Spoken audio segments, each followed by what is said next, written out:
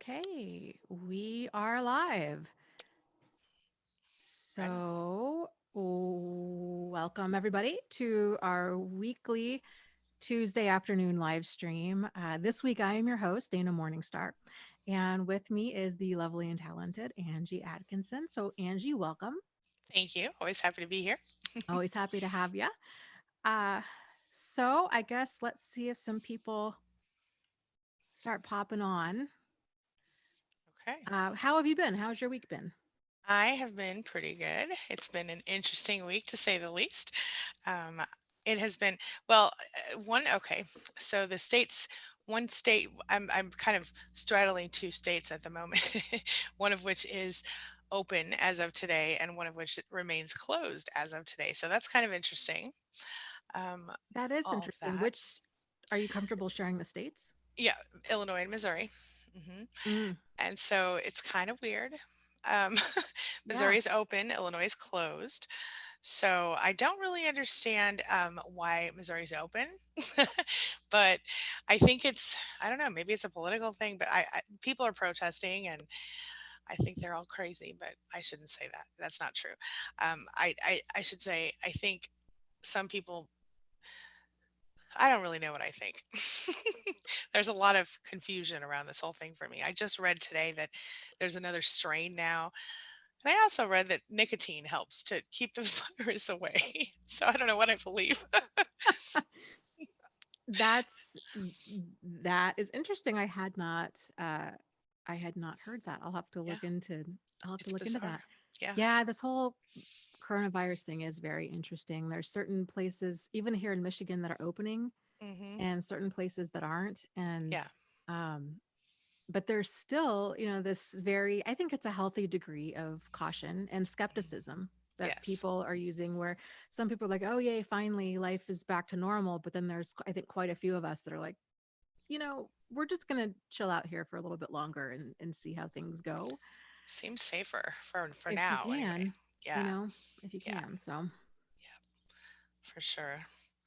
Yes. yeah. And Sandra brings up the point, and I think that's um, one of the pieces of the puzzle to all of this with the protesting. She says, um, she said she would have posted yesterday. I think she meant protested yesterday in Boston if she'd known about it. There's nothing crazy about that. It's a matter of protecting my personal freedoms. And so, Valid. yeah, there's a lot of Yeah. different kind of mindsets to this. And we are at a really interesting time as far as, yeah, we're having to really redefine freedoms and government and the role of government. And Yeah. what do we want that to be? And how do we back that up after Yeah. this gets under control? Because it is scary to think about the idea of having, um, you know, all of the giving up all of these freedoms. We know that something needs to be done because there's so many people that just don't listen and they don't care and they don't take it seriously, or they believe in all these wild conspiracy theories. Yes. And we're not going to be able to get this under control until we can get kind of that fringe group under control. But at the same time, I agree that the freedom thing is a concern. And um, yeah, a lot of interesting questions For sure. being being brought up during all this. Yeah. And let me just say to Sandra also, that's why I took back what I said because I Yeah, realized that I was saying something kind of dumb in that moment. Because we don't, there is so much that exactly what Dana was saying. There's so much around this. And it is true that I do worry what freedoms will we give up, and have we given up as a result of all of this? So please don't misunderstand me on yeah. this one. And Yeah. I really wish that that side of things was more uh, discussed, because it seemed, just from what I've seen on the news and stuff, it seems like, well, there's people, on the healthcare side, they're like, people need to take this seriously, quarantine, what have you. And then there's the kind of the fringe group Mhm. that, a lot of them that believe in these conspiracy theories. And then there's just the very small percentage out there, which I think need to have a louder voice, which are, like Sandra was saying, she spent 11 years growing a business. And Mhm. once the lockdown happened, the business is gone. Yes. So having that discussion and having resources for people that that are in that position. Business owners. I know that there are funds out there for small businesses, but that's been its own challenge getting those going. But Mm, yeah, I think the discussion of rights and how do we get through this, um, in a way that's not going to really negatively impede our future, for sure. everybody's future. Yeah. Yeah. Absolutely. I am with you 100%. Um, and yeah. Sandra says, I don't wear a mask. I'm in that group. Let me tell you something. I tried to wear a mask. I can't breathe in a mask. I don't know why. I don't know if it's in my head or if I bought the wrong mask, but I can't breathe in the mask. So I'm with you on that. Um, A anyway, lot but of people can't. yeah, It's hard. I will say, as a former nurse, it hmm takes time getting used to that. And that was one, and I don't even really have that much of an issue with claustrophobia. right. But whenever we had to get into full protective gear, which hmm was generally if we had a patient, um, nursing home that had what's known as C. diff, which is a hmm really, really difficult um, bacterial infection, virus type thing. I'm Yeah. not sure if it's a virus or a bacteria. I think it's a bacteria that you have to get, I mean, gloves, booties, the hat, the goggles, the mask, the everything, and you start panicking because it's hard to move, it's hard to breathe, and you're really hot. Yeah. Uh, so I get it, Yeah. for people that don't wear a mask on a regular basis, it's a difficult transition to make, and especially people that have breathing hmm uh, incident challenges Issues. on Yeah. that. I Yeah, have a little asthma myself, so I know. yeah. It's, yeah. Yeah, for sure. Oh, and Sandra says, the numbers were fudged on death certificates. We need a recall. That is trauma on top of the psychopath divorce trauma on top of CPTSD. Oh, Channel Tools wears a mask, doesn't wear a mask, but does wear gloves. I think that's yeah, yeah. Um, and she said some friends say she's crazy. Yeah, and Nikki Lee's the same way about the mask. Yeah, it's really something. And I mean, I've been very careful with social distancing and all of that stuff, but yeah. Um, And I know a lot of people,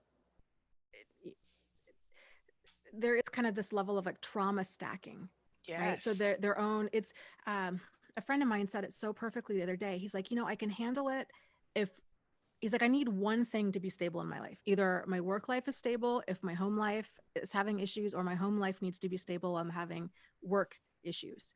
And Yeah, he's like, but when they're both up in the air like they are now, he's like, it's just too much. it It's just too is. much for him. And I thought, that's really well put. And it's Mhm. so accurate. And so for all the people that are going through other things on top of this, Yeah, it's incredibly anxiety inducing and yeah, really does add to the level of trauma of yeah. all of it. Even like my son, my kids, especially my son though, he that high schooler, he's 16, he's a sophomore, Hmm. right now a sophomore. Um, he has had a significant amount of anxiety around this, and not because there's anything wrong in his life, but because, it's just really hard for him to stay in the house, and not see his friends and not be a normal kid. And my daughter's a little better at it, but she still even has her like, oh, I miss my friends moments, but it's really hard for a lot of people to, especially when they're people that go all the time. You know, and like he's always on the move, and so for him to be like sort of forced to Hmm. just be in the house. He goes on walks every day. He does the best he can, but like it's just really it's very unfair for so many people. And then we're talking about now here's an interesting point that I know we're not supposed to talk about this. I don't know how we got on this I topic. don't know either, but go Um, for it. okay. An interesting point that Claudia made, and actually Jamie B has a good oh Jamie, I'm so sorry. Okay. Claudia said, my son believes the middle class will be dissolved through all this financial chaos. He's a genius of wisdom and he's a genius in wisdom of character excuse me circumstances, so I believe he has a point there here. And I've heard similar things, and I certainly hope that this isn't the truth. I certainly hope that we're able to recover as a society, because I cannot imagine, and I said at the very beginning of all of this, people are going to rise up. They can't keep us in our houses forever. People, there are more of us than them, and I'm not trying to induce any sort of anything here, but I'm just I don't think that I would participate in a protest only because I'm scared. but scared of being trampled. I'm not very tall. Um, but I do understand why people are doing it, and I yeah. And Jamie said she quit her job because of COVID, moved back home with her parents. Long story short, her ex filed an unemployment claim with her information and a bunch of lies, I guess, and took her money. Oh my gosh. Yeah. See, this is it gives them another um opportunity to the narcissists or the toxic people, another opportunity to sort of take advantage or manipulate or screw us over or whatever. I mean, that's yeah, Well, and the reality is, I mean, he runs the risk of being audited. of course. So it's not like you can just submit fake information. I mean, there's a chance it will come back to bite him. Yeah, yeah. I So, heard about somebody who his wife disappeared or something, but they're still legally married, and he somehow is managing to collect some ridiculous amount of money every week. I mean, I have no idea, but I, because of her, and I don't know the person personally, but I just heard, through the grapevine that this person's doing this, and it frustrates me. Aw. Bonnie said she'll protect me at a protest. She's only oh, 3 inches taller, but she'll try. oh, that's sweet. Sweet indeed. Yeah. Yeah, Yeah. There needs to be some sort of, I don't know. And I don't really necessarily even blame anybody for this, local government or otherwise, but we've never encountered really anything like this as a right. society. And, um, something needs to be done. What that something is, I don't know. I'm of the mindset of, I think we just need to sit tight as long as we possibly can until hospitals, can, aren't flooded with people and Mhm. aren't flooded with patients, and, you know all of that. There was, I think Sandra was saying something about the death count needs to be revisited. I will say, Yeah, my guess is if they were to revisit it, which I think they are, it's going to be significantly higher. And the reason being is, I was in a chat the other day with a doctor who's working on a COVID floor, and he was saying, which makes sense because this is kind of what you do, but you can only have a cause of death match the diagnosis. yeah, So there's diagnosis codes. Like, for example, when my dad died, um, he was diagnosed with pancreatic cancer, but what killed him was his congestive heart failure. He died of a heart attack. It was not, and he would have died of that anyhow, right. whether or not he had pancreatic cancer. But on his death certificate, its cause of death is listed as pancreatic cancer. And the Really? reason being is because that was his diagnosis Mhm. ahead of time. That was what he was entered into hospice for. And, they don't do autopsies unless the person dies of, um, suspicious circumstances, or they're young. Right. So what the point of that is, a lot of people that have died because they didn't know if they had COVID. Their death was listed as pneumonia. It was listed as, um, all kinds of other issues, when really it was all COVID related. So Wow. they're talking about trying to go back. So that potentially opens up the door for tens of thousands of more deaths that Wow. they hadn't accounted for. That didn't even So occur to me. Wow. yeah, and so just kind of keep that in mind. And I know people are talking about they're not wearing a mask and all this, but, I would just strongly encourage you to do something, Yeah. to really wear a mask if you can. Yeah. Well, I I wear know that. bandanas. Yeah. That's what I was about to say. I was able to find.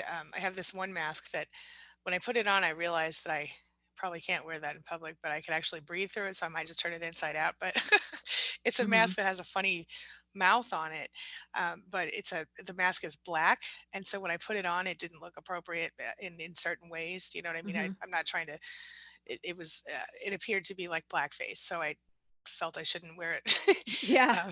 because I didn't want anybody to think I'm that way, like I'm a racist or anything. But I Yeah. do have it, so I may just turn it backwards because it's just cloth, so I was able to breathe through it better than the other more probably appropriate masks I have. But I guess somebody actually told me a funny uh, I guess metaphor about this, or like if if somebody's peeing on your leg and you have jeans on, then you'll get less pee on your leg if you have jeans on. But if they have jeans on too, and you have jeans on, then you won't get peed on at all. And it's that kind of a concept. So we should Yeah. all wear the masks for that reason. So I've just been mostly social distancing. On May 1st, the governor in Illinois said everybody had to wear masks in public. So I haven't been in public since then. But um, we'll see. You Yeah. know, Yeah. Droplet precautions are a real thing. yeah, And, um, you know, so it's one of the reasons they wear masks when doing surgery and all kinds of things. So yeah. Which I understand. I do. And I Sandra said that's wrong. And it is wrong for them to, I guess, force us to do it. But there's a reason, I think. I mean, I've heard people say that this virus isn't even real. And I don't even know what I think about that. But because I mean, why, yeah. yeah, Oh, here it is right here. Sandra says, I can't blame the government for the virus, but we can certainly blame them for how they mishandle the data and the paranoia other that they're also causing. And I kind of see that too. There is yeah, a But I guess maybe they need to go overboard because of people like me who are like, but that mask makes me look funny, or I can't breathe in that mask. Oh no, I'm just kidding. I've been very cautious, but I know a lot of people haven't.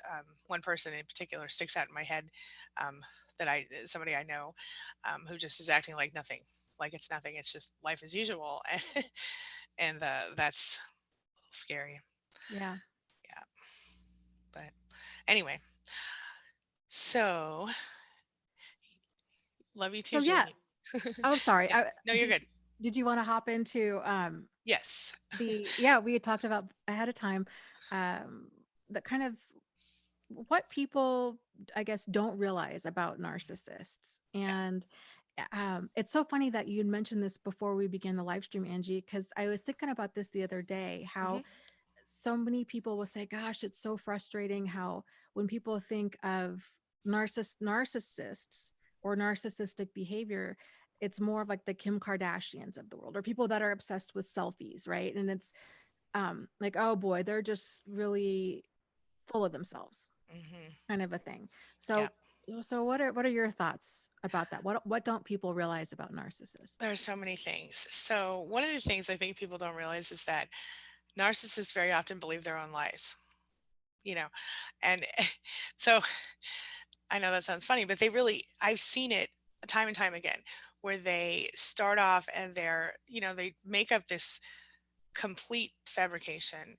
And somehow by the time, for example, with my narcissistic parent, Mm-hmm. she would make up just complete lies about herself and our family. And I was supposed to go along with the lies, of course. And I was supposed to, support the lies when she told the stories. I was, oh, yeah, that happened, you know. And I would, as I got older and more defiant, I would say, I don't remember that happening. And then literally she would go ballistic. And she had by that time convinced herself that whatever story she'd been telling was the truth. Like, really, I really think she believed it. And I know that she knew better, but I really think she believed it. So, so big, things as big as like, I don't even know if I should say this, things as big as like, who's my biological father? you know, Mm. and, uh, and she knew the answer, but she had twisted the story so much in her head that it was just bizarre. So have you seen that people believing their own lies? Oh yeah. Yeah. Yeah. I mean, and that's really, really scary and wild when you see that. Yeah. Um, And it's definitely crazy making because that's when you start to doubt your reality again, you know. And that's just one example. There are so many other examples. Um, but then another example, like they have this all or nothing, black or white thinking a lot of times mhm. when it comes to people other than themselves. I mean, they themselves can be completely gray and whatever they want, but when it comes to you, you're either good or you're bad. You're either accepted or not, and that can change in any given moment, and does often. And I think that's, when you think about the cycle of abuse, it kind of obvious. It seems obvious, but to I think it all comes down to, you've heard of the I know you have, the Freudian concept of object constancy, Mhm.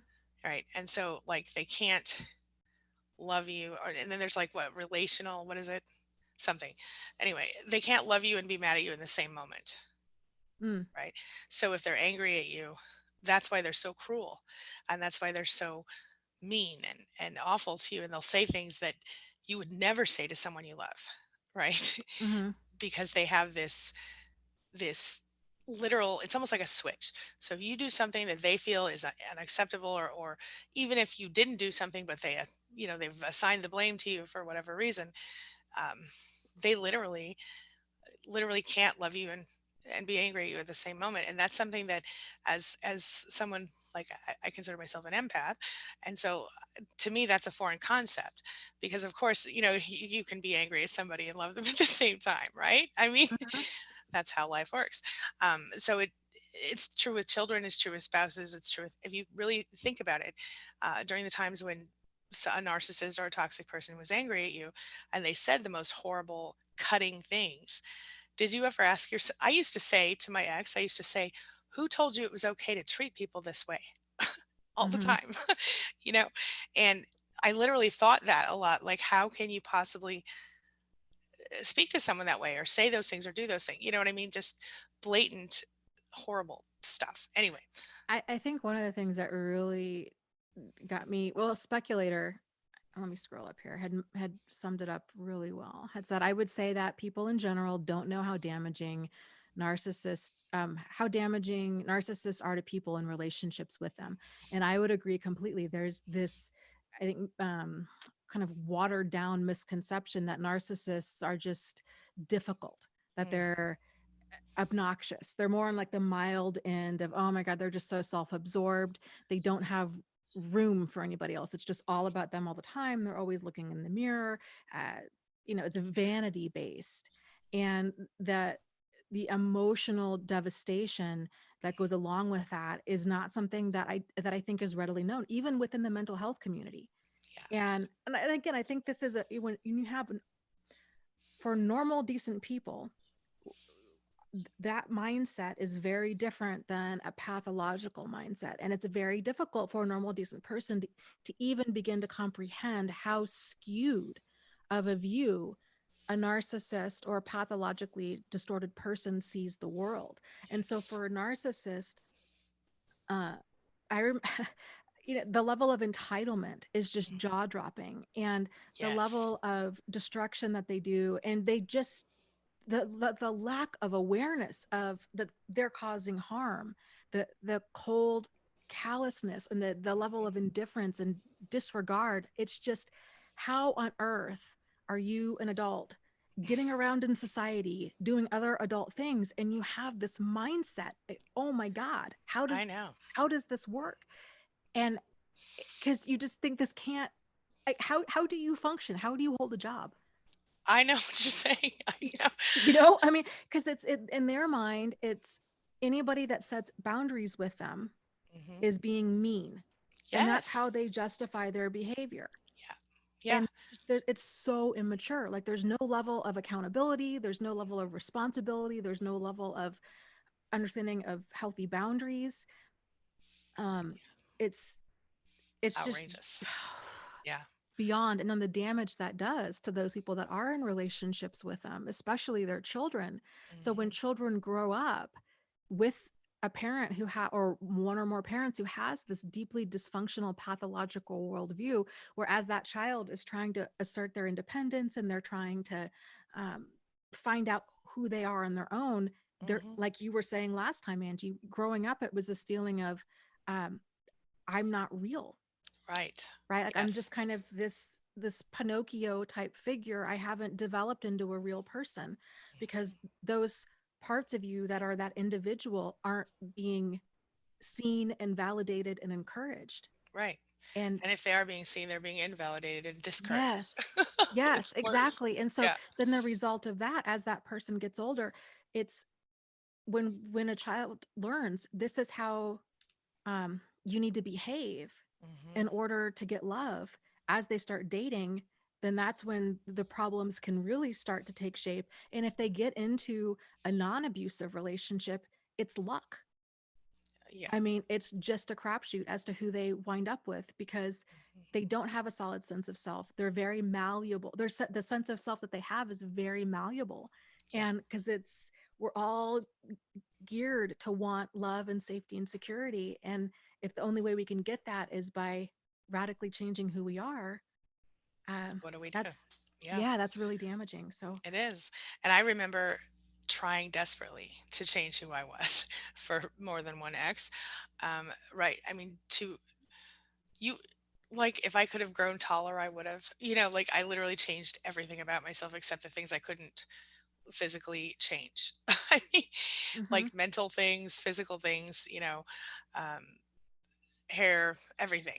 And it just, it floors me when I think about, and I'm talking about with exes more than I'm talking with of course, with my parents, I tried to be the person they wanted me to be, and I failed miserably because I wasn't who I was, and then I thought who I was not okay because it was not who they wanted me to be. And it took me a long time to recognize. I saw somebody saying earlier in the chat that, how are you supposed to deal with this when, for 35 years you go through this? Well, let me tell you something.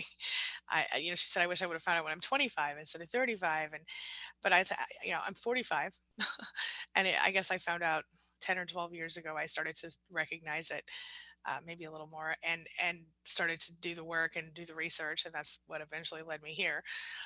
But it is frustrating. But if you spend one more minute regretting not knowing, then you're wasting even more time on those people and that toxic crap. I'm not saying that you shouldn't heal and go through the process of trying to understand, but I am saying do that and then begin to focus on yourself, because yourself is what is what's the value that you can pull out of all this is a stronger, more aware self, I mm-hmm. think. And yeah. So anyway, um, yeah, I'll tell you. I thought of another. Did you have anything else to say on that before I tell you the next point I was going to No, tell no, you? go for it. Go for it. Okay. So one of the things, like you were mentioning earlier, a lot of people think narcissists are just all about their looks and they're vain in that way. And I think there are different types of, I think we all know that some of them are cerebral and some of them, whatever it is that they think Mm-hmm. they're the best at, whether that's looks or whatever. But there are narcissists who are filthy, disgusting pigs and they don't shower and they don't brush their teeth and they don't clean their house. And yet they still have that same sense of entitlement and that same sense of I'm better than you and that same look down your nose at a person kind of thing. And they don't take care of themselves physically. And the reason I'm bringing this up is because I just had somebody ask me this question the other day, and I've had it repeatedly.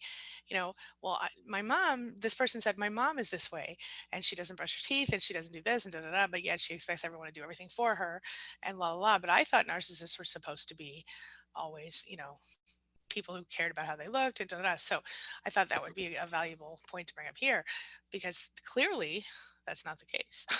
you know, not all narcissists are physically attractive or physically clean, even. You know what I Mm-hmm. mean? And I think that's an important point. Anything thoughts on that? Absolutely. I think that's such a huge point. So, we all have these preconceived ideas of what something is, right? Okay, Yes. a robber wears a ski mask and like lurks around, and they're running around after dark. Nobody Mhm. thinks, oh well, maybe the robber comes in as a handyman during the middle of the day. Yeah. Across the board, we all have this idea of what we think, like a tsunami. I use this example in my book, The Narcissist Playbook. People tend to think, okay, a tsunami is a giant wave coming at you. Yeah, that's part of it down the road, but the early signs are the water rushing out, Hmm. right? And the kind of this stillness, this eerie calm. So it's realizing that what we think something is and what something actually is oftentimes are two very different things, and or it's multifaceted. Like there's other um, kind of warning signs that go around it. And what you'd mentioned about these different kinds, selfishness, damaging degrees of selfishness can take a wide variety of forms, and it does. And it's going to take a variety of forms based off of that individual person, Yeah. not just based off of gender or nationality or religion or, culture or what have you, but it's that specific person. Right. Yeah. Absolutely. And I think that's really important. Um, Ooh, wait, yeah. Go Sandra ahead. made a great comment. She says, I'm afraid to see a new therapist because even they revert to the, oh, well, damaged in childhood, but it's obvious he did love you some of the time.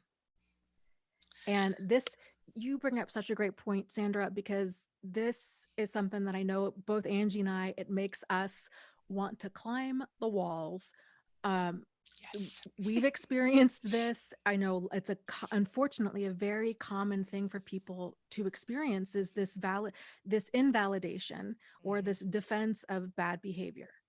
And then it's almost a form of gaslighting because Mm. it's invalidating the person's reality. And it's this whole idea of, oh, well, you know, this person wouldn't have married you if they didn't love you, or all parents love their children to some degree, or they did the best they could. Right. I think it's re-victimization, personally. Absolutely. Yeah. It absolutely is. And so, Sandra, knowing that when you're seeking a therapist or a life coach or whoever, I would bring this up before you even schedule your first appointment Mhm. because it's important to see, are they, this is the challenge, right? With any professional is most people tend to think that they're more skilled than they are Yeah. across the board. And Mhm. pretty much any person that's a practicing therapist thinks that they understand abuse. And I would say the vast majority of them truly don't. They understand the more obvious forms of abuse. They Mhm. understand the, burglar in a Physical. mask at night kind Right. of levels of abuse, but they Right. don't understand the more covert forms. And they That's don't right. understand that bad people, abusive people aren't abusive 100% of the time, just like Right. the Bill Cosbys of the world. So bringing that up initially and saying, if I need to meet with you, I really need to understand. Um, I need to really make sure that you're really familiar with other forms of abuse and that in specific that you're not going to say something such as, oh, hurt people, they were damaged in childhood. It's obvious he did love you some of the time, because Yeah. that's going to be re-victimizing to me and cause me further harm. Yeah. Would And I've put it on done, the table. absolutely. I actually put together a list of questions that people can ask a therapist to Smart. find out, are you Yeah. or are you not, and one of the best ones, I think, is to ask them, what do you consider gaslighting? And ask them Mm, questions like, you don't necessarily want to say, what do you know about narcissistic abuse? Because yeah. then they're going, oh, this person's been Googling. No, they don't like it. But anyway, it's on queenbeing.com, but it's also, I think there's also a video here on this platform. I'll send you the link later, and if you want to share it with your audience. If you But want to, yeah, if you want to mention it, okay, um, let me find it. The video, you mean, or the? yeah, either or. Actually, Okay. can you message something in the chat and then I'll make you an admin in here, and then that Oh way yeah, you can post links from that's a here good on out. idea. Okay, hold on a second. Da, da, da. Oh, come on. Here it goes. Okay. Hey, I'm saying hey, and I'm putting a smiley face. Okay. Okay. And I'll find that link for us really quick. Because I have, they can copy paste the questions right off the page, and then so I'll send them the link to the Queen Being one. Um, Wait a minute, because I think it's really helpful. A lot of people have found it to be a helpful thing, and that way, um, here we go. I think it's here. And then that way they can, yeah. So that is, I find it really helpful to ask these types of questions, because then, yeah, here it is. I found it. How to find a therapist who understands narcissistic abuse, 10 powerful questions. I love it. Okay. It's good. And this Yeah, is just for the people listening to this. Um, this is, could you give the URL out loud? I can, but it's long. It's, Okay. queenbeing.com. Find therapist is too much. It's too much. I'll come up with this. It's just a long one, but I'll put it in the chat. Queenbee.com. Okay. It And then it's starts with like, find a therapist, but they yeah, can find it at Queen Being, and that's QueenBeeing. yes. And so if they just like go and they just like search queenbeing.com, like type into Google queenbeing.com questions to ask a therapist, it's the first one that comes up on the Google search. So Wonderful. Yeah. And yeah. here Damien asks a great follow-up question. He says, okay, but why isn't it that easy for a therapist to say, yes, I know. And after that, you find out they are not familiar to those types of abuse. That's Again, why you ask these questions. exactly. And Yeah. this is how you find out for sure. And it's not Mhm. to say that these therapists have some sort of agenda or ill intent or No. whatever. It's um, they've been exposed through their training of different forms. I mean, I'm talking real overview kind of stuff. Yeah. Even domestic violence therapists, that there's a whole range of um, ranging from ignorant to worth their weight in gold. So Exactly. Yeah. it's just it's a thing. But Angie's questions really digging deep, and so you're not asking yes or no questions. You're asking questions of can we spend 5 minutes or so talking about these different topics, and Yeah. you're doing a deeper dive, and then you'll be able to kind of suss out if um to what level they really do understand. Yeah. I always suggest anytime you're going to go work with a new therapist or a new doctor, that if you don't have a way to sort of like see their content, if they don't have content or Yeah. whatever, interview them first.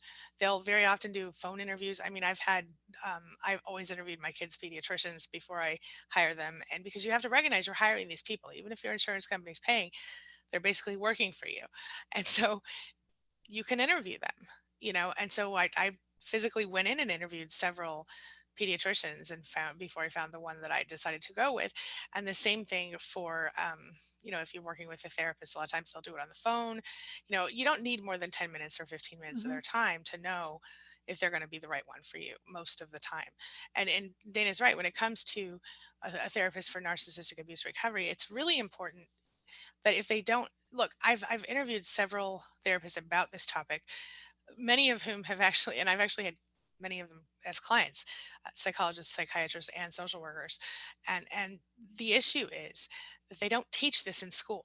They don't Yeah. teach about it because they don't always know about it, and because they're doing so many other things, and so they might touch on this personality disorder stuff, but they don't always get to the part about narcissistic abuse. And I know, now that we've been talking about it for 10 years or whatever, now they're talking about it, and you've got several doctors on YouTube who seem to have some idea, not that they're just repeating anyone's videos or anything. Right. Uh, and anyway, Mm. but yeah, so now people are starting to be more aware, which is great, but not everybody is there yet, and not everybody has taken the time to learn about it, especially when they're doing 57 other specialties, and so that's why we ask the questions, because there are those who can. So Yeah, and really, I think people, Alicia in the chat makes a comment. She says, "Yeah, it makes me think that these therapists have never met manipulative people, and honestly, some of them might haven't." right, not You know, this manipulative. yeah. I Yeah. mean, I think we've all come across um, manipulative people to some degree, but when you're talking severe, deep pathology, crazy making, mind scrambling behavior, there's quite a few Wow. people out there, I mean, I guess lucky them, but you know that have never been on the receiving end of it. They Right. might have, and that's what's so the added invalidation of it is, and the added challenge of it is, people tend to give so much credit of, oh, these are the professionals, they'll be able to determine this. But you've got a lot of professionals out there who really can't and don't. Yeah. And then for the victims, it's that added level of invalidation, because they're treating, especially in couples counseling, where it's treated as, oh, well, this is a communication issue, or we got to learn their love languages. And it's like, well, actually, no, maybe this person's a manipulative, POS, Yeah. and is using therapy as yet another tool. And they do. They And they do. do all the time. Yeah.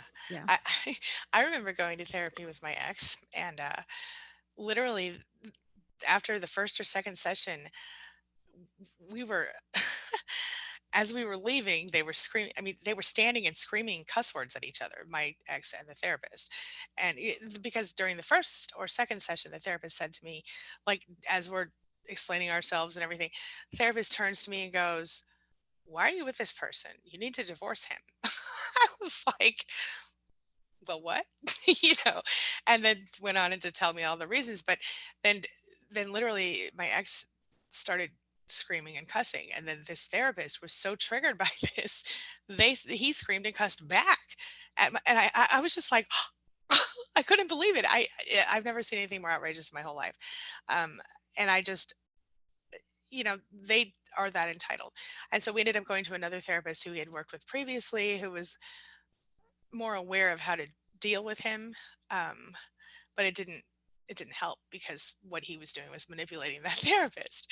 So, Mm-hmm. uh, you know, therapy is, in my opinion, useless with them because they either charm the the therapist, or they tell their lies and their stories about how you're the terrible one and they're the poor innocent sweet one, Mm-hmm.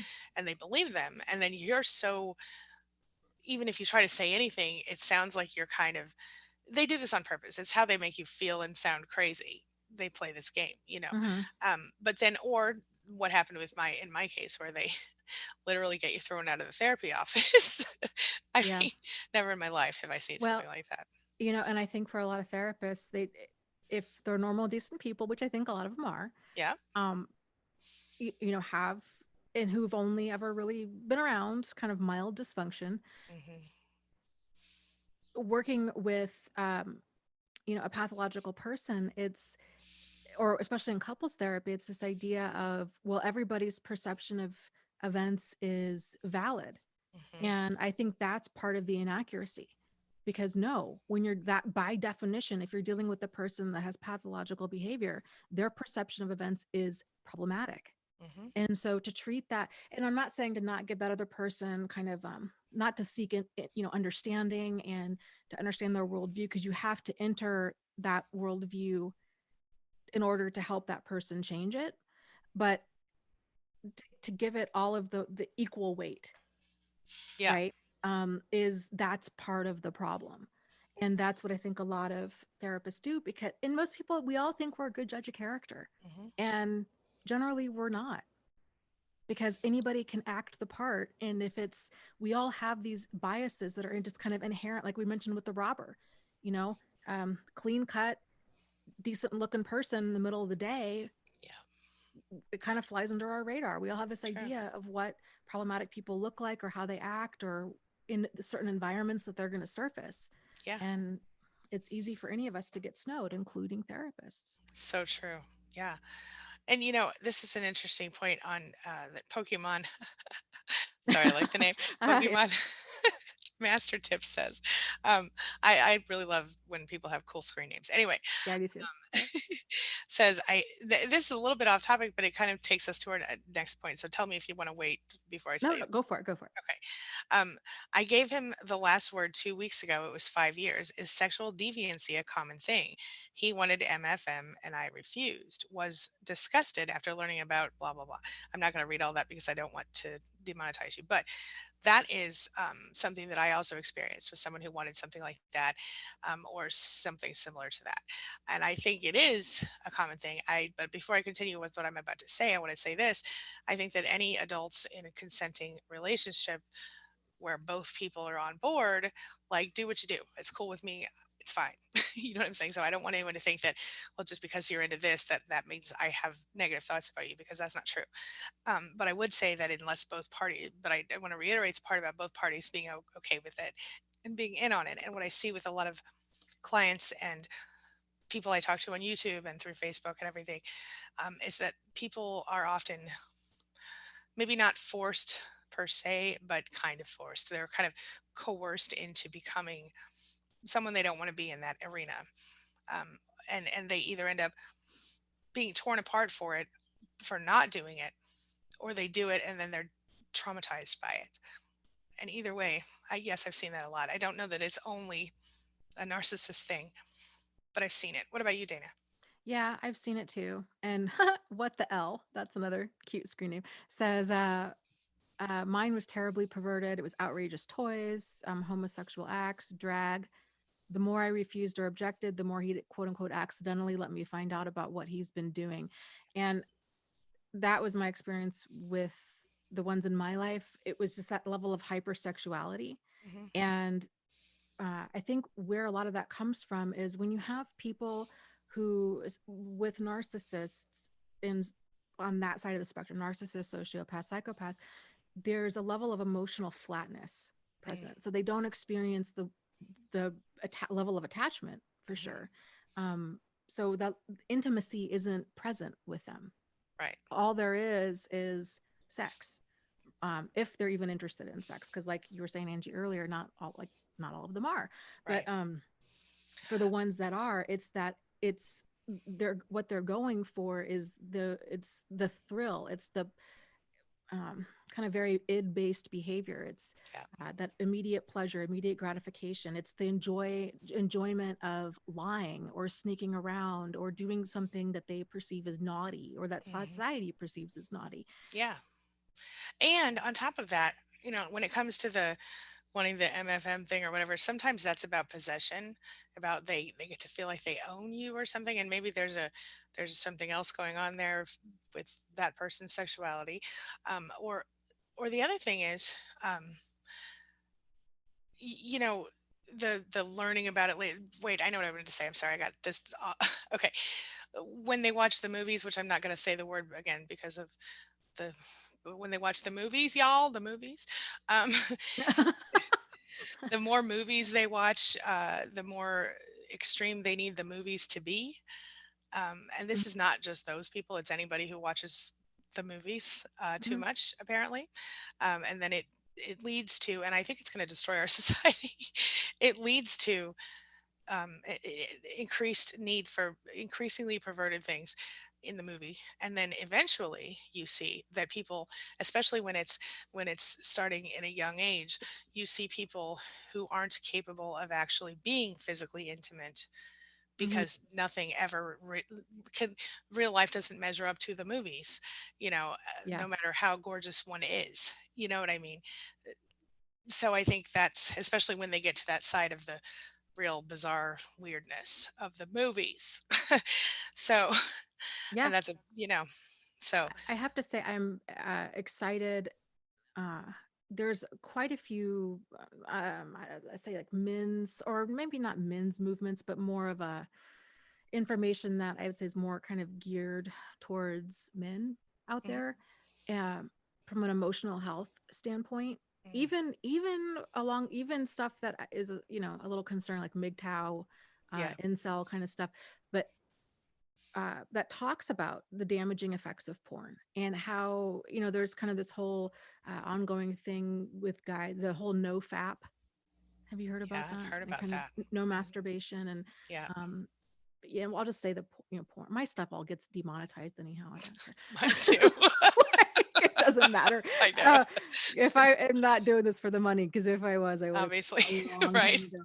Um, but yeah, the damaging effects on porn and intimacy and all of this. So I think it's really great that you're seeing men start realizing, yeah, actually, this is really negatively affecting the way that I interact, and Mhm. um, there's long term consequences to for them too. Yeah, I mean, we So could talk about, yeah, we could talk about that all day. We won't, but we could, because there's so much complication with it, and this is outside of narcissism. This is a whole other ball of wax, but obviously also here in the narcissistic, and it's not just men, but men are more by nature more visual than women.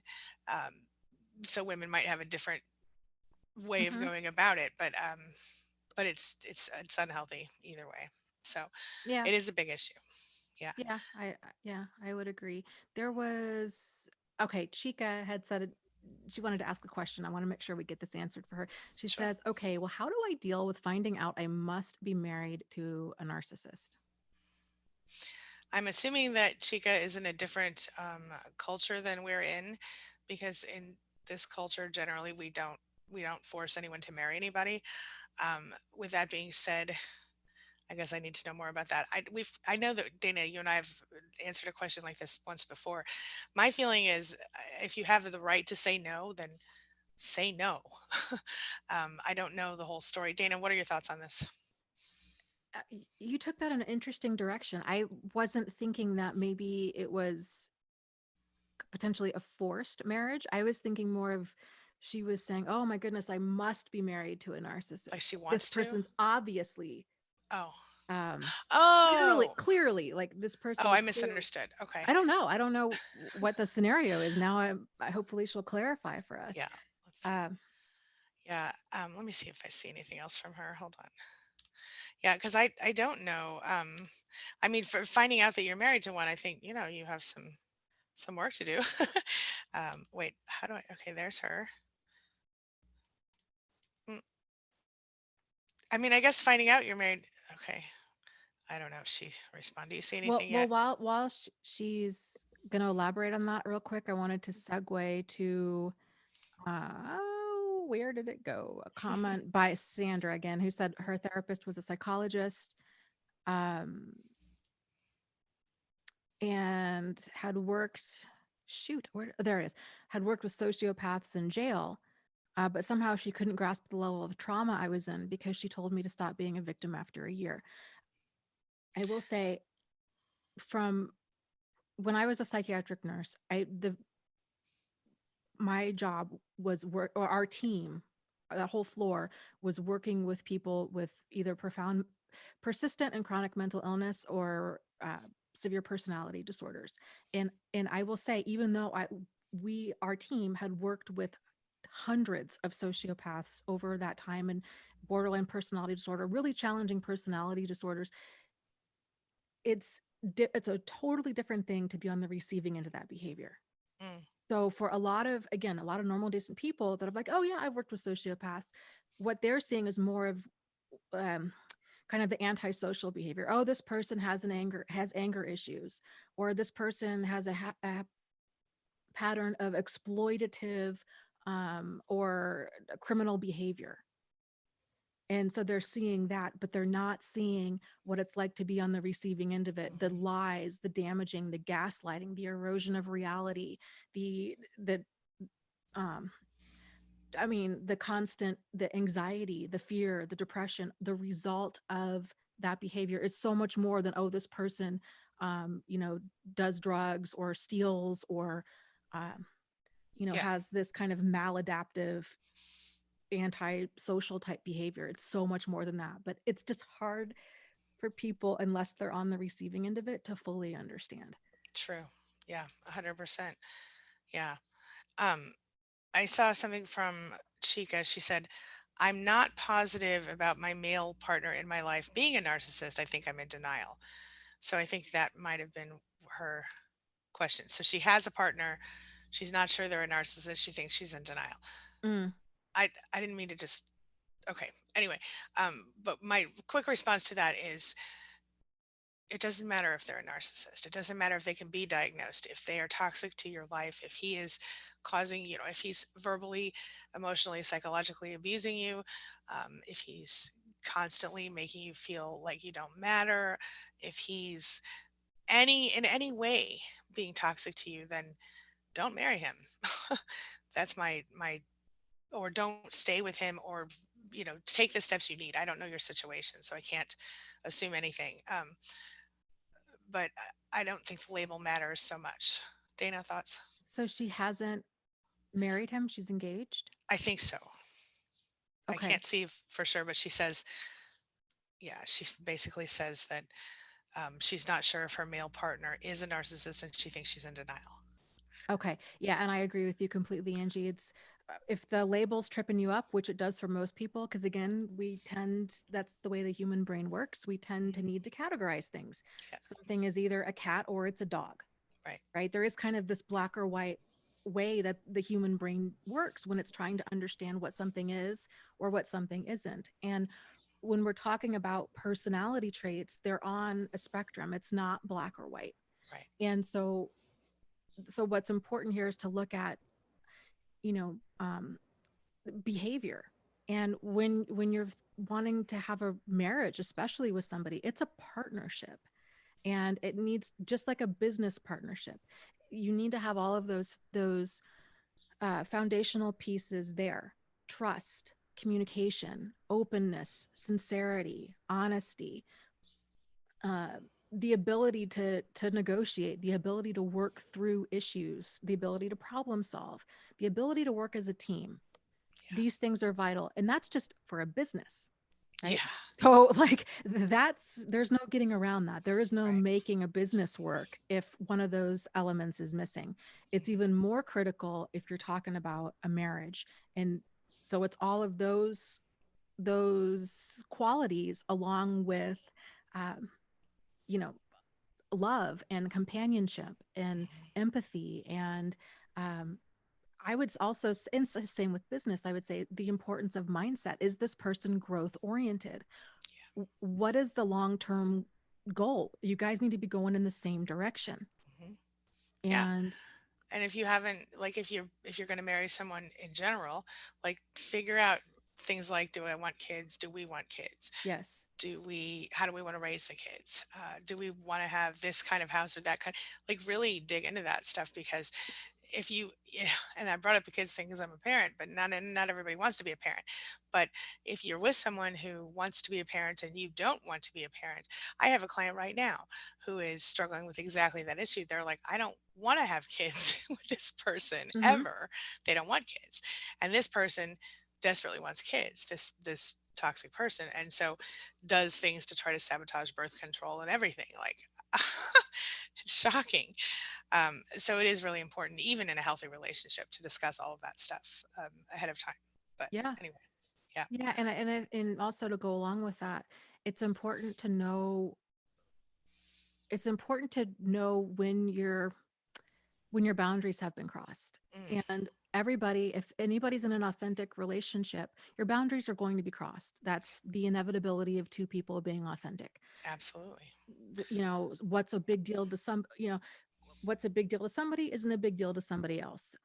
Angie might do her dishes every night. I might be okay with them sitting in the sink for a few days. Right. You know, if it's something's bothering a person, and that's obviously a very mild level, but it's worth addressing because resentment is the poison of a relationship. Yeah. And resentment builds and it builds over little things. And that's where that ability, that necessity of effective communication comes in. Yeah. And And that's why I think it's so important to go slow in a new relationship or in mhm, any relationship, to take it slow, because those little things like get the dishes, that's a real that become, like Dana said, it seems tiny, but it becomes a relationship breaking issue. If yeah. it goes on and on and it can't be agreed on. But like, in reality, if Dana and I were to get married, not that we would, but if we did, then we would work out the dishes issue ahead of time. And I'd be like, well, you know what? Since you don't like to do the dishes, I'll do the dishes and you can cook, because I don't really like to cook that much, Hmm. girl. But, or whatever, or we'll just eat out. Yeah. But, you know, uh, but the point being that there would be discussion. And I think in any healthy relationship, Dana, I'm not asking you to marry me, don't worry. But sorry. I'm hard. just being silly. But yeah, I know, Uh, right? Even as roomies, though, it would be a thing that you would have to discuss. You know what I mean? Because mhm. it is, like you said, business partners, whatever. It's a thing. So not just dishes, but I mean all those little issues that come along with it. Yeah, Uh, and I think that the shift there is people think, "Oh, I'm going to get into a healthy relationship," versus I need to play an active part in creating a healthy relationship. that is a very valid point. And also, Yeah. the other kind of misconception people have is um, they think, "Oh, a relationship is forged over common ground." And in part, it is. That's important. It's important to like the person that you're going to be spending time with, right? Sure. But real relation, like the depth of relation, like the initial phase of relate, that initial stage of connection is forged over common ground, but the depth of that relationship is formed through problem solving and through that team building stuff. It's through those uncomfortable discussions about the dishes and about religion and about how to you know, if you're clean, if you're mess, that's the negotiation part of a relationship. Yeah. That's how, and that's also how trust is forged. It's Yeah. because that's how vulnerabilities come up. So, Hmm. you know, toes might get stepped on, feelings are going to get hurt, lines are going to be crossed because nobody else knows where another person's boundaries are. I mean, we have some idea of the basics, you know, of Right. what's appropriate behavior, but there's all of those, the details of things. And so when those toes get stepped on, it's important to be able to bring those up. And a lot of times it's the detail stuff that's the vulnerabilities of, Mm. oh gosh, I really don't like it when um I don't know, you call me sugar puff. My, I don't know, my grandfather that was, beat me horribly called me sugar Mm, puff, right? yeah. And that's an individual thing. And so Yep. then it's having that partner that respects that instead of being like, oh, well, you're too sensitive, or oh, you're making a big deal out of nothing, or they're arguing their point instead of being able to be like, wow, okay, I didn't realize that was a soft spot. Yeah. And that's the negotiation part of it. Like, okay, I'm not never going to call you sugar puff again. Right. That's a really, really valid point. And like for a similar example, like I have one client who's allergic to a lot of things, like allergic to the point that even being exposed to it in the same like area where the food was prepared can make her sick for days, you know. And so she needs to find someone who is respectful of her dietary needs. And that's a really big issue for her. I think my point is that it's that like for me, for example, like I should probably avoid certain foods. But so Girl, me and you right. both. Okay. Okay. Glad I'm not alone there. Um, but she needs to be healthy. I mean, so do I, but different kind of healthy. You know what I mean? Like she Like literally alive, healthy. right. Yeah. And so my point there is that I think what you're saying exactly is to reiterate that different things are important in different ways to different people overall, so that we all have our own deal breakers, right? So like for me, for example, I will not tolerate being cheated on at all in any way, shape, or form. Whereas someone else might be like, well, it's only sex. And they might be fine with it because they don't feel, and I have actually seen that. Um, and whatever. Again, I say, as long as two people are consenting in the relationship, or whoever's in the relationship is consenting and happy about it, that's fine with me. I'm not trying to judge anybody. But for me personally, I'm a little selfish when it comes to my person, the person that I'm married to Mhm. or with. So I think that is a big important, I guess my point is that's one of my deal breakers, whereas it might not be a deal breaker for someone else, or someone else might not really be okay with it, but they might be willing to work through it. But for me, a deal breaker, it means no discussion, I'm out. you know, I'll talk about Mhm. anything else and maybe we can fix it. But I have like three deal breakers, and those things I don't talk about them. I walk away. And they, in addition to cheating, it's physically or emotionally abusing me and my children. Those are the other two. So Mhm. it's not like so extreme for me, but it's everybody has their own things. Some people, and I think everybody should never tolerate abuse, but we all know that that sounds it's easier said than done because of the type of abuse we end up with, Yes. you know. So, That's such a valid point. And I think most people think, well, I don't tolerate abuse, but the reality, or uh, even therapists, yep, right? Would be like, well, yeah, abuse should be a deal breaker. But if people aren't adequately being able to define abuse, right. then it's a problem. And that's where I think so many people find our channels, because they're like, God, I know Yes. something's wrong. I know something's not working. Hmm.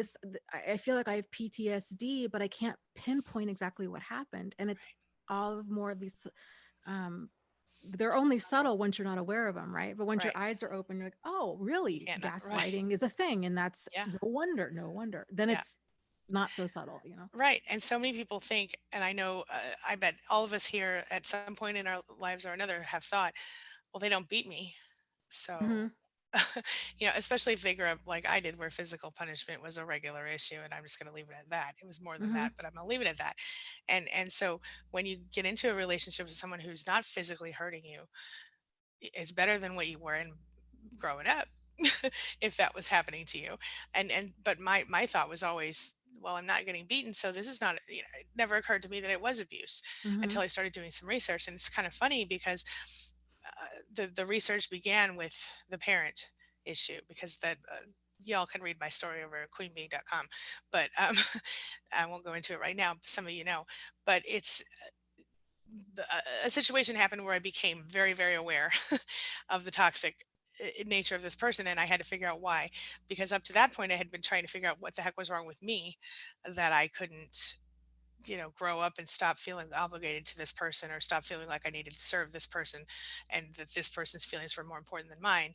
I blamed myself for that instead of, and it was in a way kind of my fault, because I was an adult and I didn't know better by then.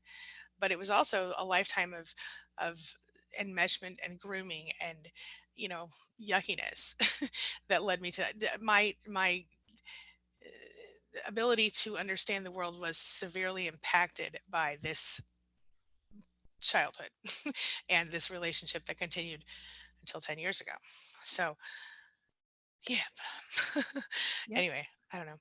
I have one from Nikki, which I thought I'd just pull out really quick Okay. because, and she said something I don't understand is my mother would treat me like I was stupid or gross, but copy everything I wore and even had to buy the exact same things I did. Girl, Hmm. let me tell you something. I experienced almost something identical. My mother never was as girly as me, but as I got older, well, I remember when I was like 12 or 13, I dyed my hair red. I've always been like a nail polish girl and makeup, all that. And my mother's like, she was like a tomboy, right? So she was actually said to me one time, I can't believe I have a daughter who paints her nails and wears makeup and dyes her hair. I was dyeing my hair red. Mm. And then and I just thought that was the weirdest thing for her to say. And then later, as she got older, I started to see her dyeing her hair and wearing nail polish and, getting her nails done and even wearing makeup. And I was just like, oh, I can't believe I have a mother who, but I didn't say it. Um, so, no, I was treated just like that. And I think here's what you need to know, Nikki. First of all, and if you think back, I can think back to the moment at which I started to look less like a child and more like an adult physically from the neck down, because I didn't look like an adult from here up until I was like 30. But seriously, Yeah. and then all of a sudden I was old. Um, but from here down, like, when the stuff starts to happen, and Mhm. I was a late bloomer, but by the time I was 12 or 13, she really started to act weird to me. And I remember the moment at which it became really apparent, because for every summer they would always have us just sleep in our underpants, and that was it. And then the first year I came downstairs, I felt super uncomfortable, but it had been drilled into my head that this is how you sleep in the summer. Mm. And because there was no, like, at the time our house didn't have air conditioning, I don't think, and or it didn't have like central air or whatever. Anyway, so I came downstairs to go to bed and tell them good night with just my drawers on. And I was immediately rushed back upstairs and told to put on a shirt, blah blah blah. And so of course and previously up to that point I had always been uncomfortable with this, and I had always tried to wear a shirt and been told to take the shirt off. So that year, Mm. that everything changed and everything started. My point is, it's disgusting and horrible, but you see it all the time. Narcissist mothers, whether they are the histrionic types or not, which mine wasn't. She was not vain about her look for the most part until people started to say she looked old. Um, but up to that point, she never was. But she was then suddenly. It was not like she was competing with me, but other mothers actually do. Like, toxic mothers compete with their daughters. Like when their Mhm. daughters start to get physically developed and whatnot, you'll see some of them, especially the histrionic types, try to wear what they're wearing, and you know they act hateful and jealous toward them. One of my clients, for example, her mother refused to buy her a bra, and she needed one, Mhm. and wouldn't buy her a bra, and made her wear these. So she found herself wearing big sweatshirts and overalls to cover herself, because she was a normal teenager and feeling embarrassed and humiliated about the fact that she's walking around without a bra. Mhm. You know what I mean? So that is a real thing, and it's a horrible thing, but it's a real thing. Do you have any thoughts on that, Dana? Yeah. It's just wild. Like you said, the histrionic Mm. um, It's moms, worse or with them. moms that are more on that histrionic side, and that Mhm. is really disturbing behavior. Truly. It's especially if they have sons, Yeah. and Ugh. They're their sons friends. have friends, and Mhm. these moms are just so thirsty for attention, and it just doesn't. It's just so disturbing. Yeah. There was one show, I forget what it was, and it was a girl and her mom, and this mom, I felt so bad for the daughter. The mom was just so attention seeking and so overly sexualized, and Mm. just the huge boob implants, and would walk Ugh. around the house in like a bikini top. And whenever her friend had friends over or her boyfriend over, it was her mom always had to make a scene, and um, attention seeking, and would want to like party with them and hang out. And Ugh. it was just so wildly inappropriate. Yeah. And um, yeah. So, but I guess looking all of that through the lens of behavior, right? So, Mhm. kind of going back to that, seeing kind of appropriate behavior versus inappropriate behavior. And again, everybody's line on this is going to be a little different, but it's important Mhm. for all of us to know where that line is and what we consider workable or not workable. And then to even circle back a little bit more, there Fairy Magic here in the comments had said about the um, gals, somebody who was sabotaging birth control. She said, I would be concerned about someone who was sabotaging birth control when it was discussed beforehand. Mhm. And I agree completely. To me, that would be hands down deal breaker, because Yeah, there's not only trust there, there's not only no trust, there's active sabotage. I mean, yeah, And that's a form of coerced sexual pregnancy. abuse, Yes. is is messing, intentionally sabotaging uh, contraception. So Yeah. contraceptives. So yeah, I think it's important for people to see it's not the oh, this person really wants a baby. That's not Mhm. the issue. The issue is the methods and the means that they're going to go to in order to get what they want. It, That it's a it's a form of, like you said, it's the R word I was going to say, but I'm not going to say. It is because especially they call it. There's a name for it. It's like coercive reproduction or something, or coerced. yeah. Yeah, it's it's horrible and it's unfair to the child that results from it if they do, if one does. But it's also unfair to the parent who doesn't want to be a parent Oh, necessarily. absolutely. You know. I'm of the mindset, when we're going to go into something that's going to have long-term responsibility and potentially long-term consequences, Yeah. if there's two people involved, they need to go skipping down the aisle of it. Needs to be a hell yes on both ends. In the most kind of restrictive person on that, if they're kind of lukewarm about the idea, Mm, we need to revisit it until it is a hell yes. If it's starting I a totally business, if it's agree. getting married, if it's having a baby. I mean, yeah, especially, I'm Yeah, sorry, especially, I agree with all of that, but especially the having a baby part, a because hundred being that, percent you know yeah. what I mean? Being that baby, I was that baby in a way. I was a baby that wasn't wanted, and luckily they didn't abandon me. That happened to my husband. That's another story. They didn't abandon me officially, but Hmm. they didn't want me, and that was clear. So I, even when with my oldest and my middle son, I was surprised with both of them. I made a point of always letting them know that they were wanted. You know what I mean? And with my Hmm. youngest, she's the only one I planned. but um but just because someone's a surprise doesn't mean they're not wanted, is my point. Oh, 100%. And Right. I would say there's probably at least 50% of the pregnancies out there are accidents. Of But like course. you said, Yeah. it's you know, things do happen. Birth control does fail. Best intentions go wrong. Sometimes Right. there's a few too many glasses of wine. Hmm. Things happen. Yeah. But And if you're going to yeah. have a child, like you said, it's that mindset of uh yeah, you're a happy accident, Right. you Yeah, know? and you have options. I mean, as a parent, you can Yes. choose to keep the baby or not. You can choose to raise the baby or not. And I chose to keep and raise the babies. But in both of my cases, my two oldest, they were both birth control failures, um, which were not. I don't think it was a human issue. I think they were both. I was on the pill in both cases. It just didn't really work very well for me. I got an IUD after that, but now I'm all taken care of. So, um, but yeah, so that's the thing. But again, and this is what I said to myself and to anyone who asked me at that time. I said, um, I have options. I could choose to keep these people or not. And if you don't believe in the get rid of them option, which I'm not saying, I believe in choice personally, but also personally, unless it was going to kill me, I probably wouldn't abort personally. But I would never take Hmm. away someone else's choice, right? And that came to me after my first child was born. I didn't feel that way before.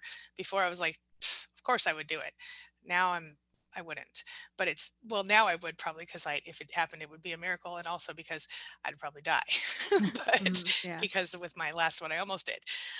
But yeah, but my point is that it's not something that anyone should take lightly. And I think so Hmm. many people do. And some people have a baby just to keep a person, or they have a baby just because Yes. they want someone to love them, and that never works. Um, because so yeah, you're lucky if your children love you, of course, but you can't assume that that person, and you can't put that responsibility on a little infant, or even a grown person who's your child. Like Right. you can't do that. So yeah, I could talk about this all day, but I won't. Yeah, it's Anyway, interesting stuff. There's yeah. a comment or a question here from Kevin. Hmm. that I think is really great. And I wanted to dig into a little bit. He says, so do you think most people avoid effective communication like this because they are trying to avoid intimacy and vulnerability? And my 2 cents on that is yes. However, it's either when people are avoiding effective communication, it's either there's an intent, a conscious intent to manipulate because they don't want effective communication because they know they're up to something no good, right? Or Hmm. they have some sort of hidden agenda, or it's unintentional, that they don't know how to have effective communication, Yeah. and they've been brought up with not knowing how to have effective communication because the whole family dynamic, the whole family system has never, the concepts of intimacy, vulnerability, trust, respect for other people within the family unit even was never there. So the Yeah. way that they handle problems, this is what makes not just the cycle of abuse, but the cycle of dysfunction so generational, is because when a person's raised in this family system, this is how, where all these skills, social skills, come from. So if you learn, oh boy, um, these I don't talk about my feelings. Let's say mom drinks and dad yells. Mm. Okay, well, I don't confront them about anything. I don't talk to them about any of my own problems. I need to be able to um, listen to mom or be there to help put her to bed when she's had too much to drink, or I need to just avoid dad and walk on eggshells. And this isn't, when you're raised in it, it's not a conscious thing for most people until much later on in life. And they, when they're around, they'll have flashes of it, right? Like you go over to a friend's house and you realize, man, something here is really different, for Mm. either the better or the worse, Yeah. right? And you kind of start, it brings this level of awareness to your own dynamic with your family. Yeah. But No doubt. but the important part I wanted to hit on with that is it's really important, if we're in a relationship with somebody, especially if we're in a relationship with them, and we're seeing there, okay, there is a complete consistent breakdown of communication, even if the underlying root cause there is their desire to avoid intimacy and vulnerability, Hmm. first, they're not going to be aware of it. So if you were to bring this up, they're most likely going to tell you that you're crazy, Yeah. right? Or they're going to feel like you're gaslighting them Hmm. because they have no idea what you're talking about. But Yeah. it's a big, massive undertaking to try to fix another person. So even regardless of their issues, that's where it comes back onto you, into figuring out, okay, is this something, do we have enough other types of open communication, honesty, um, team orientedness, negotiation skills that we can work through these other issues, or is that not present really across the board? What do you say Valid about that, points. Angie? Yeah, I would totally agree with literally everything you said. I really do. I think it's I don't even know how I'm gonna. I think it's just a matter of it all kind of comes from. I guess it all. I don't know what I'm trying to say, Dana. I agree with you. I'll say that. I'm sorry. I had this. I agree. All right. I get it. I Sorry. Had a okay. moment there. Um, I do want to say this one more thing though. I found a question that this is why I'm halfway distracted, and I apologize for that. But I do agree with what you said. Um, this question from Sandra. She says, "Could I ask for some advice?" And this is a really quick one, I think. I share a communal garden with a neighbor. He keeps putting dog feces next to my washing line. I documented it. Any advice? I spoke to the landlord thinking of moving. Um, I don't know, move the dog poop to his doorstep. Um, I don't know. But that's what I think basically, if you spoke to the landlord and you've done what you could do, I mean, I don't, is he putting it there on purpose? I don't know. Anyway, thoughts, Dana, on that? I don't know. Yeah, I guess I would look at, okay, what do you have control over? What do you not have control over? And so, Valid. you don't have control over his actions, but you do have limited control over, can you prevent his actions? Yeah. So can you put a fence around your garden? Can you, if that doesn't work, um, you know, maybe talking to the neighbor, if it is malicious, or is it just he doesn't care and the dog just loves to go poop on your carrots? I don't know. Yeah. Like what does the other guy have any solutions? Could you put a little, um, I don't know, tie a plastic baggie with other plastic baggies on on a pole or something? It's a good idea. Uh, Yeah. And if you've spoken to him and he's just refusing to change anything, I don't know. Maybe what I don't know why you would have to move. Maybe he could move. I don't know. um, but I guess the landlord does nothing. I guess. Anyway, sorry. yeah, I would wonder too. Is there more of a dynamic there with this neighbor? Right. Is it passive aggressive kind of behavior? Right. That Um, would be if the person's a decent person and they just don't care. 'Cause some people don't seem to care about dog. Oh, it's natural. It'll just kind of, oh, it's a garden, right? I'm helping fertilize the garden. Like, who knows how people twist this kind of stuff.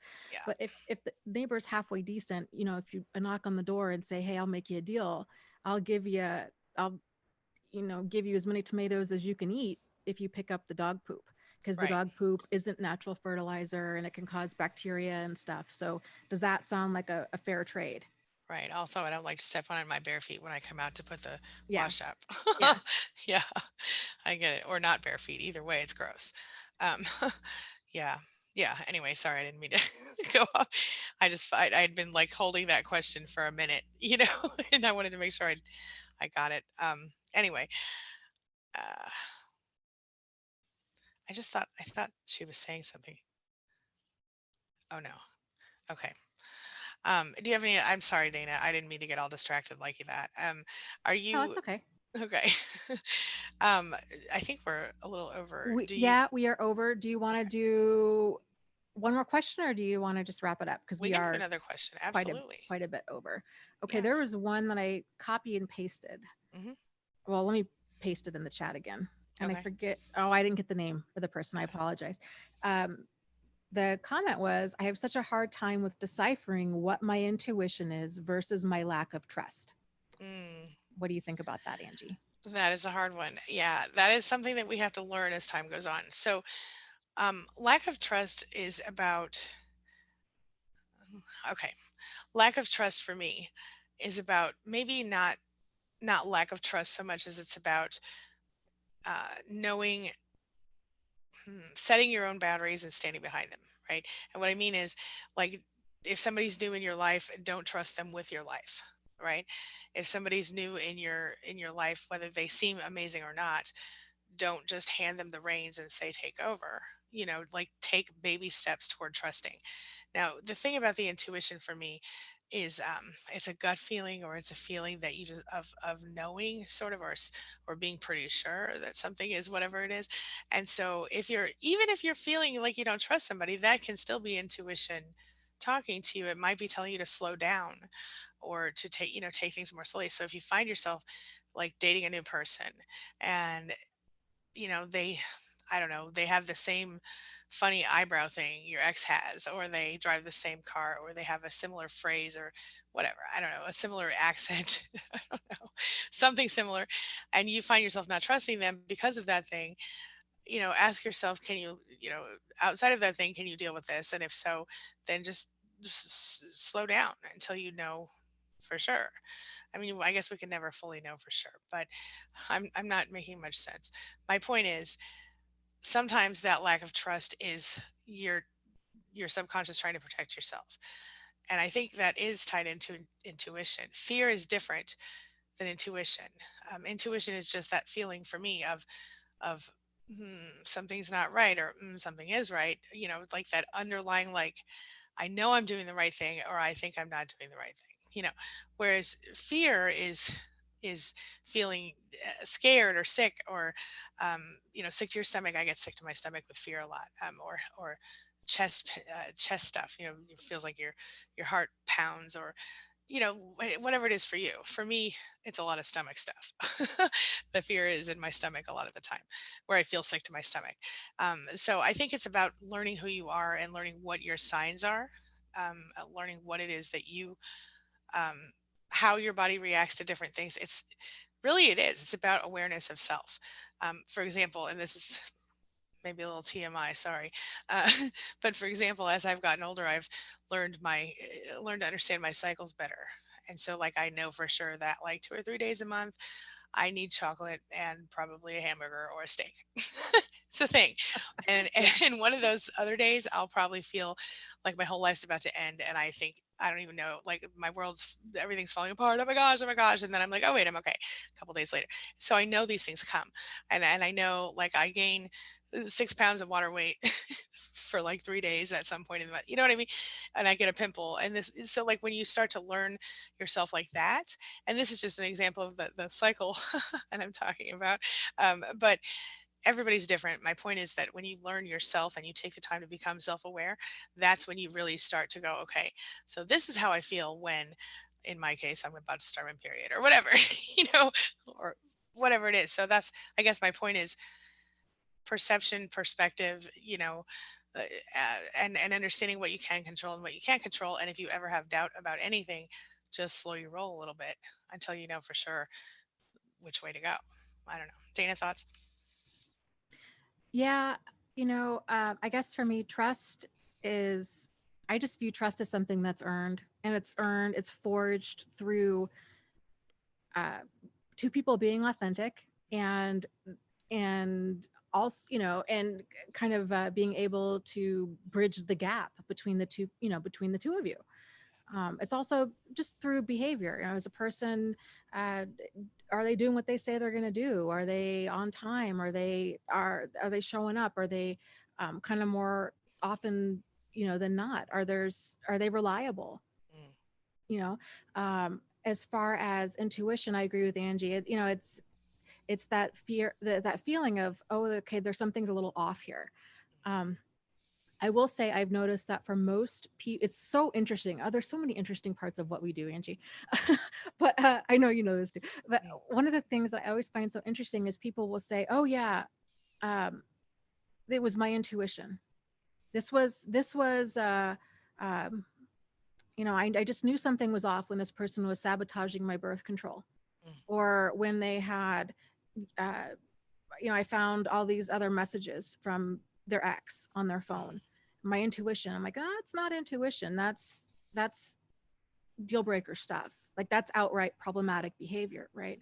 So there's a difference. But for most people, even if you're born into kind of this Norman Rockwell ideal childhood, mm. society's going to get you. Society's going to mess you up in its own way. Yep. So we're indoctrinated to have this idea of, oh, assume the best in other people, give people the benefit of the doubt, forgive and forget, and that any issue we might have is somehow an issue within us, Yeah. instead of like, well, no, maybe actually something's really wrong here. Yep. So we don't trust ourselves, and so what a lot of people come out with, or thinking, okay, this is intuition, what it really is they're waking up, Mm, they're starting to be honest with themselves for the first time ever, of saying, you know what, I am not okay with that. And so like we were talking about earlier, that's a big part of being able to even have a healthy relationship or a healthy life in general, is to know when those lines have been crossed, when somebody is doing something that you're not okay with, whether it's intentional or unintentional, whether on their end, whether they're even aware, somebody's walking kind of quickly behind you in a parking garage. Doesn't matter if they're late for work or if they're going to mug you. right. If it's uncomfortable, like we don't need to stand there and wait to kind of figure out their intentions. Yeah. If it's uncomfortable for you, that's all that matters. Right. It, move, I or totally agree. yeah. Yeah. But I gotta throw in something because I'm like this. Oh, here Yeah, we yeah. go. Okay, really quick. So one thing I just want to say about being uncomfortable is that yes, I agree without any negative. Absolutely agree with what you said, especially in dangerous situations. However, when it comes to recovery, sometimes you have to get uncomfortable. It's not comfortable to tell someone you're leaving them or to actually leave them. It's not comfortable to confront someone. It's not, you know what I mean? All of the stuff that we have to do to start to heal, to get away from the person, whatever, to go no contact, it's not comfortable. Don't let that be the reason you stay. Sometimes you do have to get uncomfortable, but it's different when it's your choice or somebody's following you in the parking garage. You know what I mean? So just be aware of the different. And I only brought that up because I don't want to say just if something makes you uncomfortable, don't do it, because sometimes recovery is incredibly uncomfortable, and you have to go through that if you're going to get to the other side, which is much more beautiful. I just want to throw that out there. You Thoughts? you bring up such a wonderful point about this, because everything that we're saying, any type of self-help, anything, it's going to be perceived through the lens of where that person's own individual understanding. And it Yep. never ceases to amaze me how many different ways what we're saying can be interpreted or misinterpreted. Yes. And you're absolutely right that there's comfort, or discomfort that comes from growth, and then there's discomfort that comes from disrespect. Yes. And um, so it's kind of being able, so much of this just goes back to being able to tell the difference ourselves Yeah. of, okay, where, and I guess it goes back to placing your value kind of, not kind of, but front and center Mm. of, am I treating myself with value? Yep. And what would I want somebody else to do that I cared about in the Exactly. same situation? If Hmm. there is doubt, if you're like, well, I don't know, am I valuing myself, or am I being difficult, or whatever? If you had a daughter or a son that was in a similar situation, what advice would you give to them? That's exactly what you took the words right out of my mouth. That's exactly what I was going to say. And if you don't have a son or daughter, think about your best friend or your niece or your nephew or your pet or your grandma or whatever. What would you say to that person? Somebody you love unconditionally or care about unconditionally? Because truly, that was what woke me up to the whole thing. Like, what would I actually asked myself, like, what would I say to my child in this situation if they were an adult and they came to me and said, Mom, this is what I'm going through? Boy, my answer was different for myself than it was for them. And that was really, it woke me up and it made me see that, like, there's no reason that I should deserve less or be less than someone I love. And that made me realize I had to learn how to love me too. Y'all, learn to love yourself too. It's important.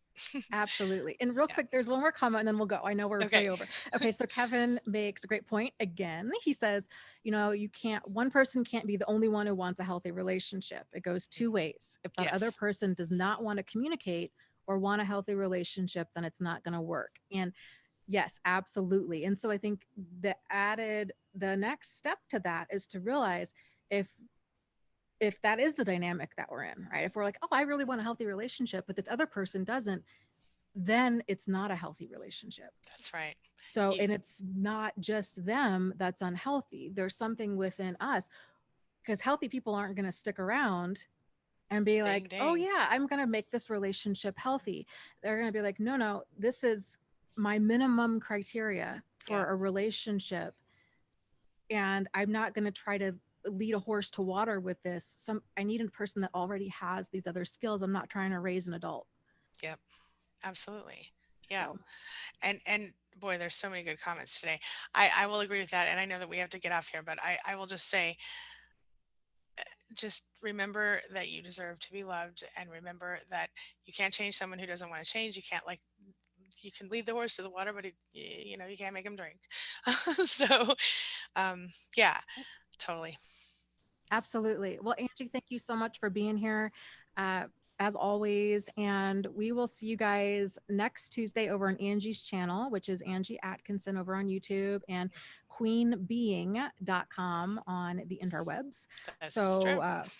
So 1:30 p.m. Eastern Standard Time. We alternate channels. So if this is something that you're interested in every Tuesday, please consider subscribing to both of us. And we will see you. Oh, and I guess you can find me on the internet, thriveafterabuse.com. So Yes. I'll see you guys around. Take care. Thank you, Angie. I'll see you later. Thanks, Dana. See you Okay, later. bye. Bye.